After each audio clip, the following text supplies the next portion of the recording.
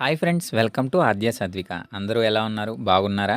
ఈరోజు మనం ఒక అద్భుతమైన కథని తెలుసుకుందాం. ఈ కథ పేరు పెడబుద్ధి. ఇందులో ముఖ్య పాత్రలు బ్రాహ్మణుడు, అలాగే అతని శిష్యుడు బోధిసత్వుడు.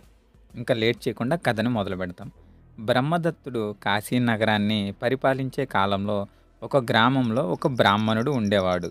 అతను వేదబం అనే మహామంత్రంలో సిద్ధి పొందాడు. గ్రహాలన్నీ కూటమయ్యే సమయంలో ఆకాశం వంక చూస్తూ ఆ మంత్రాన్ని ఉచ్చరిస్తే సరాసరి ఆకాశం నుండి బంగారం, వెండి, ముత్యం, పగడం, రత్నం, కెంపు, నీలం ఇలా ఈ 7 వస్తువులు వర్షిస్తాయి. మంత్రసిద్ధి గల ఆ బ్రాహ్మణుణ్ణి ఆశ్రయించి బోధిసత్వుడు ఆయనకు ప్రియ శిష్యుడు.